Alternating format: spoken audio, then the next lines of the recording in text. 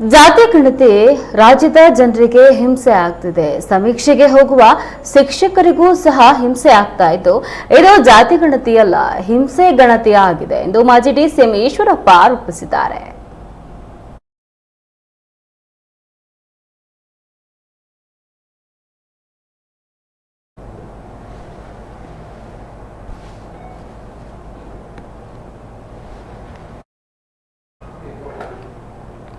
ಸರ್ಕಾರ ನಡೆಸ್ತಾ ಇರುವ ಜಾತಿ ಗಣತಿಯಿಂದ ಲಿಂಗಾಯತ ಸಮಾಜಕ್ಕೆ ಬಹುದೊಡ್ಡ ಅನ್ಯಾಯ ಆಗಿದೆ. ಮುಖ್ಯಮಂತ್ರಿ ಸಿದ್ದರಾಮಯ್ಯ ಅವರು ಆ ಸಮಾಜದ ಕ್ಷಮೆ ಕೇಳಬೇಕು. ಈಗಾಗಲೇ ಕಾಂಗ್ರೆಸ್ ಪಕ್ಷದ ಹಲವು ಸಚಿವರು ಮತ್ತು ಶಾಸಕರುಗಳು ಜನಗಣತಿಯನ್ನ ಒಪ್ಪಿಲ್ಲ. ಯಾವ ಪೂರ್ವ ತಯಾರಿಯೂ ಸರ್ಕಾರಕ್ಕೆ ಇಲ್ಲ. ಹಾಗಾಗಿ ಜನಗಣತಿ ಎಂಬುದು ಜನರಿಗೆ ಬಹುದೊಡ್ಡ ಹಿಂಸೆಯಾಗಿ ಪರಿಣಮಿಸಿದೆ. ಜಾತಿ ಗಣತಿ ಎಂಬುದು ಹಿಂದೂ ಸಮಾಜವನ್ನೇ ಛಿದ್ರ ಮಾಡುವುದಕ್ಕೆ ಹೊರಟಿದೆ.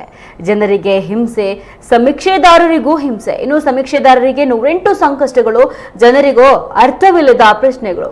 ಒಟ್ಟಾರೆ ಇದೊಂದು ದೊಡ್ಡ ಹಿಂಸೆಯಾಗಿದೆ. ಜಾತಿಗಳೇ ಛಿದ್ರವಾಗಿವೆ. ಮುಖ್ಯಮಂತ್ರಿಗಳು ಹಠ ಮಾಡಿ ಈ ಗಣತಿಯನ್ನ ಪ್ರಾರಂಭಿಸಿದ್ದಾರೆ. ಈ ಗಣತಿಯು ಹಳ್ಳ ಸೇರೋದು ಖಚಿತ ಎಂದು ಹೇಳಿದ್ದಾರೆ. ಸಮೀಕ್ಷೆಗೆ ಹೋಗ್ತಾರಂತ ಆ ಟೀಚರ್ಸ್ ಇರ್ಬೋದು, ಬೇರೆ ಇರ್ಬೋದು, ಅವ್ರಿಗೂ ಹಿಂಸೆ. ಒಂದು ರೀತಿಯ ಹಿಂಸೆ ಗಣತಿ ಆಗಿದೆ ಇದು. ಯಾವ ಜಾತಿ ಜನಗಣತಿ ಹೋಗ್ತಾರೋ ಅವ್ರು ಹೇಳ್ತಾರೆ, ಎಲ್ಲೆಲ್ಲಿ ಮನೆ ಇದಾವೆ ಅದು ನಮ್ಗೆ ಗೊತ್ತೇ ಇಲ್ಲ ಸರ್ ಅಂತ. ಬೆಳಿಗ್ಗೆಯಿಂದ ಸಂಜೆ ತನಕ ಹುಡುಗರು ಕೂಡ 3, 4, 5 ಮಾಡೋದು ಬಹಳ ಕಷ್ಟ ಆಗಿದೆ. ಏನು ಮಾಡಬೇಕು ಗೊತ್ತಿಲ್ಲ ಅಂತ ಜನಗಳು ಕೇಳಿದ್ರೆ, ಆ ಜನಗಳು ಹೇಳ್ತಾರೆ, ಅವ್ರು ಕೇಳ್ತಾ ಇರೋಂಥ ಪ್ರಶ್ನೆಗಳು ಅರ್ಥವೇ ಇಲ್ಲದ ಪ್ರಶ್ನೆಗಳು ಅಷ್ಟು ಕೇಳ್ತಾ ಇದ್ದಾರೆ. ಒಂದು ರೀತಿ ಹಿಂಸೆ. ನಮಗೆ ಬಂದವ್ರನ್ನ ನೀವು ಹೊರಗಡೆ ಹೋಗಿ ನಾವು ಉತ್ತರ ಕೊಡಲ್ಲ ಅಂತ ಅನೇಕರು ಹೇಳ್ತಾ ಇದ್ದಾರೆ, ಮತ್ತು ವಿಧಿ ಇಲ್ಲದೆ ಕೆಲವರು ಕೊಡ್ತಾ ಇದ್ದಾರೆ.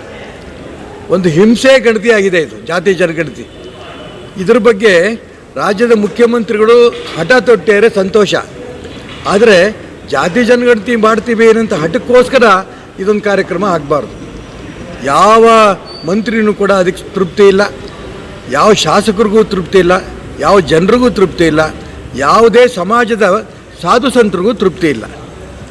ಮತ್ತು ಇಡೀ ಸಮಾಜ ಛಿದ್ರ ಆಗೋಗಿದೆ. ಇದರಲ್ಲಿ ತುಂಬ ನೊಂದು ಹೇಳ್ತೇನೆ. ವಿಶೇಷವಾಗಿ ಲಿಂಗಾಯತ ಸಮಾಜಕ್ಕಂತೂ ಎಷ್ಟರ ಮಟ್ಟಿಗೆ ಅನ್ಯಾಯ ಆಗಿದೆ ಅಂದರೆ ಅಷ್ಟು ಅನ್ಯಾಯ ಆಗಿದೆ.